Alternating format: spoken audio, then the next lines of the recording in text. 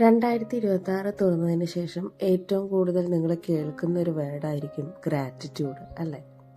Gratitude practice ചെയ്താൽ നമുക്ക് ഒരുപാട് സൗഭാഗ്യങ്ങൾ ലഭിക്കും എന്നൊക്കെയുള്ള കാര്യങ്ങൾ സോഷ്യൽ മീഡിയയുടെ പല സ്ഥലത്തു നിന്നും നിങ്ങൾ വായിച്ചും കേട്ടൊക്കെ അറിഞ്ഞിട്ടുണ്ടാവും. ഇതിലൊക്കെ എന്തെങ്കിലും സത്യമുണ്ടോ? അല്ലെങ്കിൽ എന്തായിരിക്കും ആദ്യം ചിന്തിക്കുക? ഇത് നല്ലതാണോ, അല്ലെങ്കിൽ ഇതിലെന്തെങ്കിലും കാര്യമുണ്ടോ എന്നല്ലേ നിങ്ങൾ ചിന്തിക്കുക. ചില ആളുകൾ ഇത് കേൾക്കുമ്പോൾ തന്നെ തട്ടിപ്പാണ്, വിശ്വാസമില്ല എന്നൊക്കെ പറയും. പക്ഷേ നിങ്ങൾ അറിഞ്ഞിരിക്കേണ്ട ഒരു കാര്യമുണ്ട്. അതായത് മാനിഫെസ്റ്റേഷനിൽ നിങ്ങൾ വിശ്വസിക്കുന്നുണ്ടെങ്കിൽ, അല്ലെങ്കിൽ നിങ്ങളുടെ ഉപബോധ മനസ്സ് ചെയ്യുന്ന അത്ഭുതങ്ങളെ നിങ്ങൾ വിശ്വസിക്കുന്ന ഒരാളാണെന്നുണ്ടെങ്കിൽ, മാനിഫെസ്റ്റേഷനിലെ ഏറ്റവും പവർഫുള്ളായിട്ടുള്ള ഒരു ടെക്നിക്കാണ് നമ്മുടെ നന്ദി പ്രകാശനം അല്ലെങ്കിൽ ഗ്രാറ്റിറ്റ്യൂഡ് എന്ന് പറയുന്നത്. നമുക്കിപ്പോൾ നമ്മുടെ കയ്യിൽ എന്താണോ ഉള്ളത്, അല്ലെങ്കിൽ നമ്മുടെ പക്കൽ എന്താണോ ഉള്ളത്, അതിന് നന്ദി പറയുന്നൊരു ശീലമാണ്, അല്ലെങ്കിൽ ഒരു ഹാബിറ്റാണ് ഈ ഗ്രാറ്റിറ്റ്യൂഡ് എന്ന് പറയുന്നത്. നമ്മളുടെ ആരുടെയും ലൈഫ് പെർഫെക്റ്റ് അല്ല, അല്ലേ? അവിടെ ഇംപെർഫെക്ഷൻസ് ഒരുപാടുണ്ടാവും. അപ്പോൾ നമ്മൾ കോൺസെൻട്രേറ്റ് ചെയ്യുന്നത് നല്ല കാര്യങ്ങളിൽ മാത്രം, അല്ലെങ്കിൽ ഗുഡ് തിങ്സിൽ മാത്രം നമ്മൾ കോൺസെൻട്രേറ്റ് ചെയ്യുക. ഇനി എന്തുകൊണ്ട് നമ്മൾ ഗ്രാറ്റിറ്റ്യൂഡ് പ്രാക്ടീസ് ചെയ്യണം എന്ന് നോക്കാം. നമുക്ക് ഗ്രാറ്റിറ്റ്യൂഡ് പ്രാക്ടീസ് ചെയ്യുമ്പം ഒരുപാട് ബെനിഫിറ്റും കാര്യങ്ങളൊക്കെ വരുന്നുണ്ട്. അപ്പോൾ അത് ഓരോന്നായിട്ട് ഞാൻ പറഞ്ഞുതരാം. ഫസ്റ്റ് എന്ന് പറയുന്നത് പീസാണ്. അതായത് നമ്മളുടെ സമാധാനം എപ്പോഴും കൂട്ടുവാനായിട്ട് ഈ ഗ്രാറ്റിറ്റ്യൂഡ് പ്രാക്ടീസിങ്ങിന് സാധിക്കും. നമ്മൾക്കുള്ള കാര്യങ്ങൾക്ക് നമ്മൾ നന്ദി പറയുമ്പോൾ നമ്മുടെ സമാധാനം കൂടുകയാണ് ചെയ്യുന്നത്. അപ്പം നെക്സ്റ്റ് എന്ന് പറയുന്നത്, അപ്പം നിങ്ങൾക്ക് എന്താണ്, ഞാൻ സമാധാനമുള്ളവളാണ് എന്ന് പറയാം. ഇനി അടുത്തത് മെൻ്റൽ വെൽബീയിങ് ആണ്. അതായത് നിങ്ങളുടെ ഉള്ളിൽ എന്തെങ്കിലും രീതിയിലുള്ള നെഗറ്റിവിറ്റി ഉണ്ടെങ്കിൽ അത് നമുക്ക് എടുത്തു കളയാനായിട്ട് സാധിക്കും. അതിൻ്റെ ഗ്രാറ്റിറ്റ്യൂഡ് എങ്ങനെയാണ് പ്രാക്ടീസ് ചെയ്യേണ്ടതെന്ന് ഞാൻ പറയാം. അതിൻ്റെ ബെനിഫിറ്റ്സ് നമുക്ക് നോക്കിയിട്ട് അതിലേക്ക് പോവാം. ഇപ്പോൾ ഇമോഷണൽ സ്ട്രെങ്ത് എന്ന് പറയുന്നതാണ് അടുത്തത് വരുന്നത്. അതായത് നമ്മളൊക്കെ ലൈഫിൽ ഒരു രീതിയിൽ അല്ലെങ്കിൽ മറ്റൊരു രീതിയിൽ ചലഞ്ചസ് നേരിടുന്ന ആൾക്കാരാണ്, അല്ലേ? അപ്പോൾ അത് പ്രൊഫഷണൽ ലൈഫിലായാലും ഫാമിലിയിലൊക്കെ ആണെങ്കിലും നമുക്ക് ഇങ്ങനെ കുറച്ച് ചലഞ്ചസൊക്കെ ഇടയ്ക്ക് വരാറുണ്ട്. അപ്പോൾ അതിനൊക്കെ മറികടക്കാൻ വേണ്ടിയിട്ട് ഈ ഗ്രാറ്റിറ്റ്യൂഡ് പ്രാക്ടീസ് വഴി നമുക്ക് നടക്കും എന്നാണ് സ്റ്റഡീസ് പറയുന്നത്.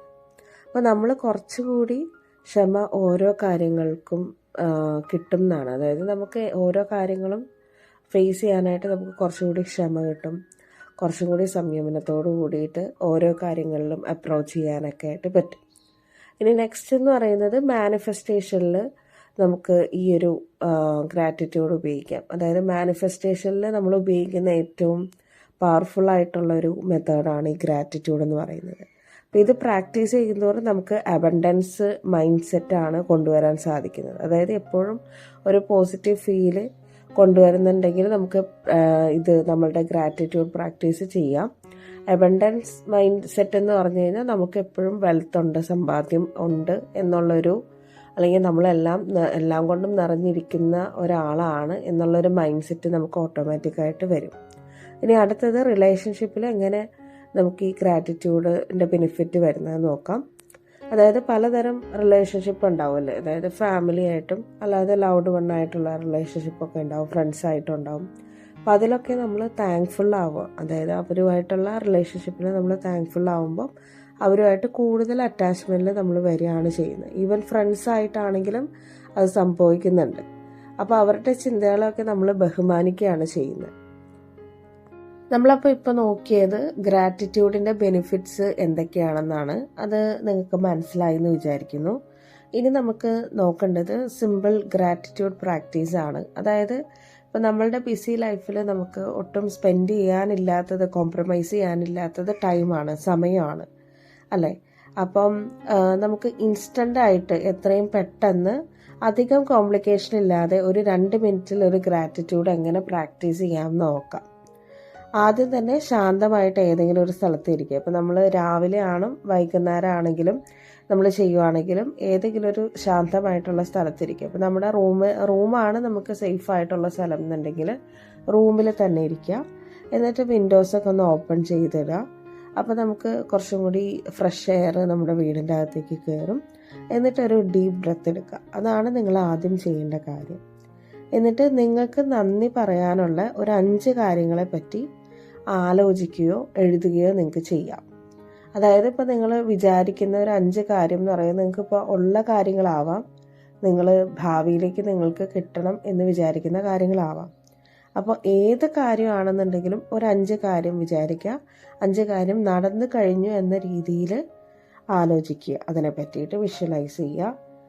എന്നിട്ട് ഒന്നില്ലെങ്കിൽ അത് എഴുതുകയോ അങ്ങനെ എന്തെങ്കിലും ചെയ്യാം. എന്തെങ്കിലും ബുക്സ് നിങ്ങൾ കീപ്പ് ചെയ്യുന്നുണ്ടെങ്കിൽ ആ ബുക്കിൽ എഴുതാം. എഴുതിയില്ലെങ്കിലും നിങ്ങൾ മനസ്സിൽ കറക്റ്റായിട്ട് വിചാരിക്കുക.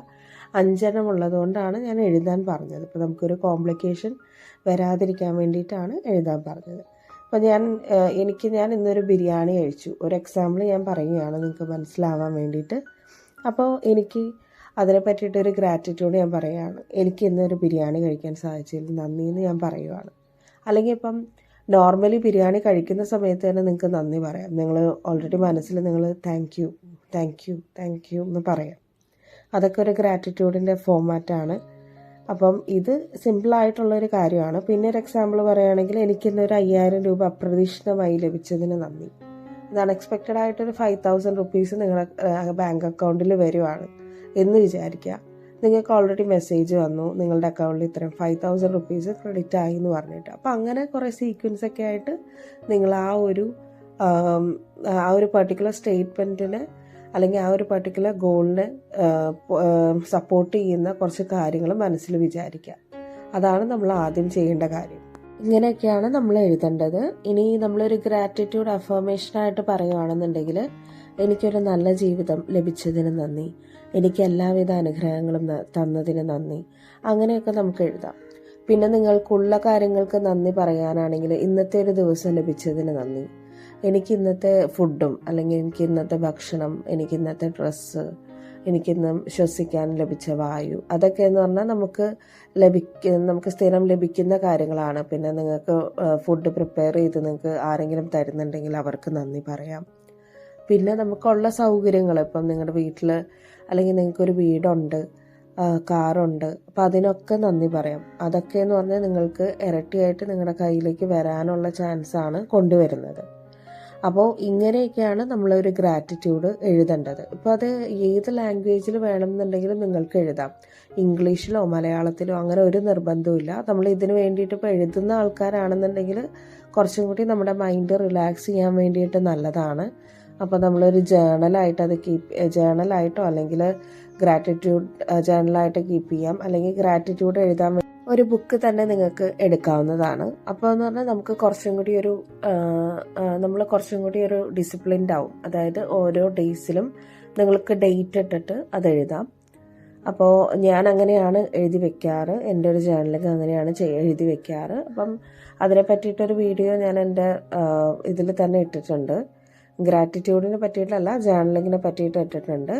ഗ്രാറ്റിറ്റ്യൂഡ് ഇങ്ങനെ അതേപോലെ തന്നെ നമുക്ക് വേറൊരു ബുക്ക് എടുത്തിട്ട് നമുക്ക് എഴുതാവുന്നതാണ്. അല്ലെങ്കിൽ സെയിം ബുക്കിൽ തന്നെ എഴുതുക.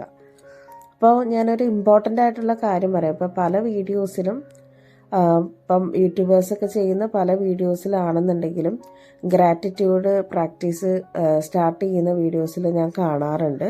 ഇങ്ങനെ ഒരു വീഡിയോ ചെയ്യുമ്പോഴേക്കും ഇതൊന്നും സത്യമല്ല, റിയൽ ലൈഫിൽ ഇംപ്ലിമെൻ്റ് ചെയ്യാൻ നമുക്ക് സാധിക്കില്ല, റിസൾട്ട് ഉണ്ടാവില്ല എന്നൊക്കെ ഒരുപാട് കമൻസ് ഞാൻ കണ്ടിട്ടുണ്ട്. ഇഷ്ടം പോലെ ആളുകളുണ്ട് ഇതിൽ വിശ്വസിക്കാത്തത്.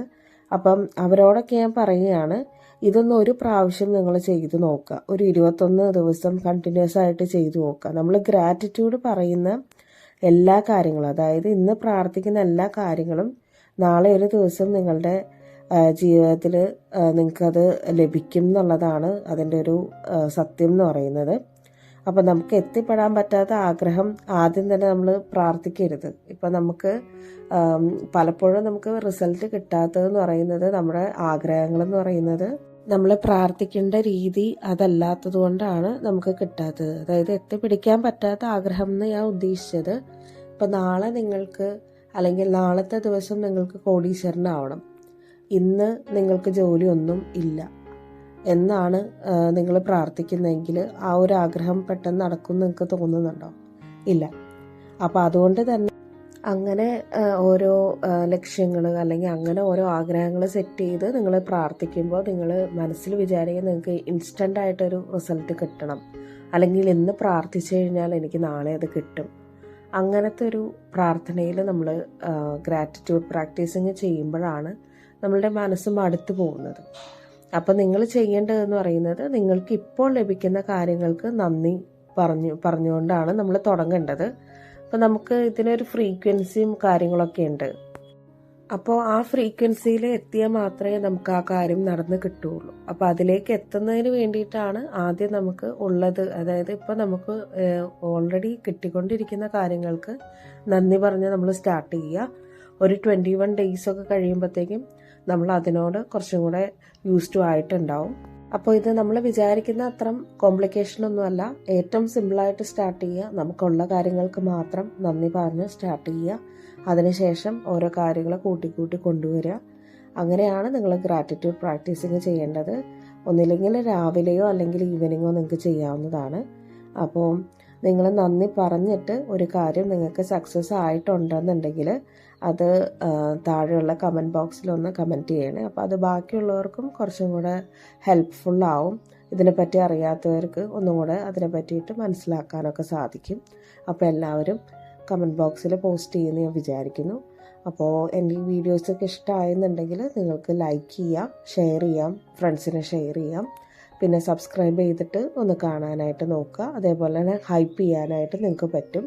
അപ്പോൾ കുറച്ചും ഞാൻ വീഡിയോസ് പുതിയതായിട്ട് ഇടുമ്പോൾ നിങ്ങൾക്ക് കുറച്ചും കൂടി പെട്ടെന്ന് നിങ്ങളുടെ അടുത്തേക്ക് വീഡിയോസ് എത്തുന്നതിന് അത് ഹെൽപ്പ് ചെയ്യും.